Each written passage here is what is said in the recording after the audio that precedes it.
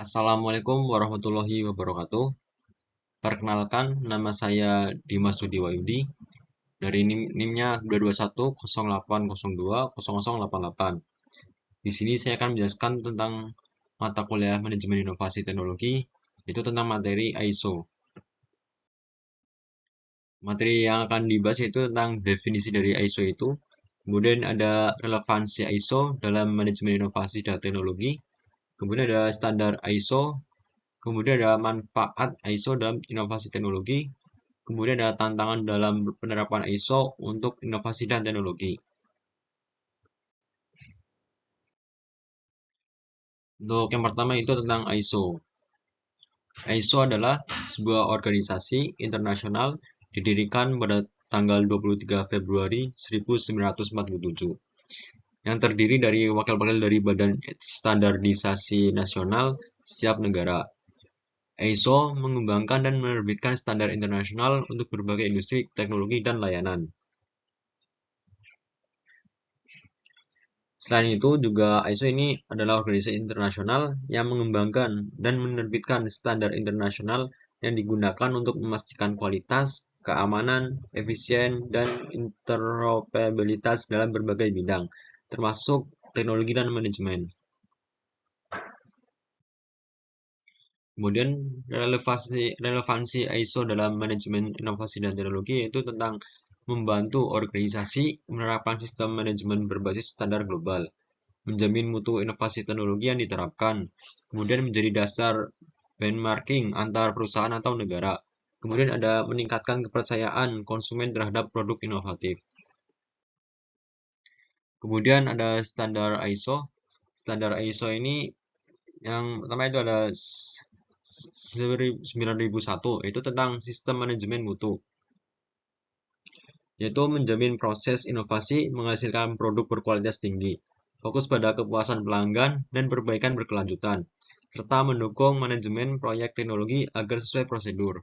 Kemudian ISO 14001 yaitu tentang sistem manajemen lingkungan, yaitu mengintegrasikan inovasi ramah lingkungan dalam pengembangan teknologi, mengurangi dampak negatif dari proses produksi atau rekayasa teknologi. Kemudian ada ISO 27001, yaitu tentang sistem manajemen keamanan informasi. Kemudian ada ISO 45001, yaitu tentang sistem manajemen kesehatan dan keselamatan kerja. Kemudian ada ISO 22000, yaitu tentang sistem manajemen keamanan pangan. Kemudian ada ISO 5001, yaitu tentang sistem manajemen energi. Kemudian ada ISO 37001, itu tentang sistem manajemen anti penyuapan. Kemudian ada manfaat ISO dalam inovasi teknologi. Yang pertama yaitu struktur sistematis. Yaitu ISO menyediakan kerangka kerja yang terstruktur untuk mengelola inovasi. Kemudian yang kedua ada efisiensi operasional, yaitu meningkatkan efisien dalam penggunaan teknologi. Kemudian ada tiga, peningkatan daya saing, yaitu produk dan proses yang sesuai standar ISO memiliki keunggulan kompetitif. Kemudian ada reduksi risiko, yaitu ISO membantu mengidentifikasi dan mengurangi risiko teknologi dan inovasi yang gagal. Kemudian ada akses pasar global, yaitu tentang standar internasional mempermudah penetrasi pasar luas negeri. Kemudian ada tantangan, tantangan dalam penerapan ISO untuk inovasi teknologi. Untuk yang pertama itu tantangan tentang biaya sertifikasi dan pemeliharaan standar, di mana biaya ISO ini memiliki standar sertifikasi memerlukan biaya dan pemeliharaan standar.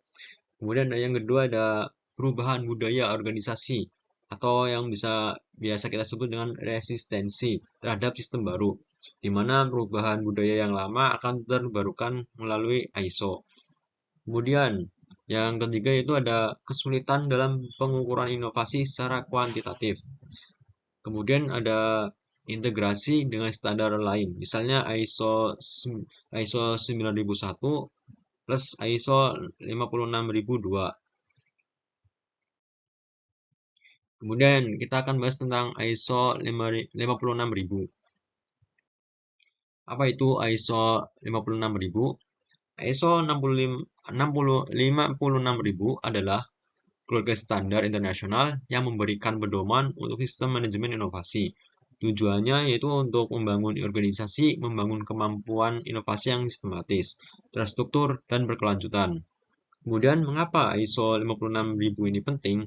Karena inovasi bukan hanya inspirasi, yaitu harus dikelola, di mana organisasi butuh pendekatan sistematik untuk berinovasi. Kemudian ISO 56000 ini menghubungkan strategi budaya, proses inovasi.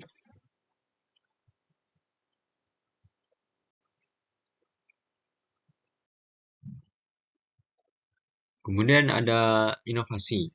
Apa sih inovasi ini? Inovasi ini adalah proses menciptakan atau memperbaiki suatu produk, layanan, proses, atau model bisnis agar menghasilkan nilai tambah secara signifikan, baik dari sisi ekonomi, sosial, maupun teknologi. Inovasi bukan sekadar ide baru, tapi ide yang baru yang berhasil diimplementasikan dan memberikan manfaat nyata. Kemudian ada kebaruan dan nilai. Kebaruan dan nilai ini adalah konseptual. Apa yang dianggap inovatif bergantung pada bagaimana organisasi dan pemangku kepentingan memandangnya. Contohnya itu solusi yang baru bagi perusahaan, meskipun sudah ada di tempat lain, tetap menjadi inovatif. Kemudian ada jenis, perubahan, atau dampak. Yang pertama itu inovasi yang mengganggu atau mengganggu tatanan yang ada, di mana inovasi ini dianggap sebagai tatanan yang baru, tatanan lama, terus kemudian jadi penghalang. Kemudian yang kedua itu ada inovasi transformatif, mengubah secara mendasar. Sekian presentasi dari saya, kurang lebihnya mohon maaf. Assalamualaikum warahmatullahi wabarakatuh.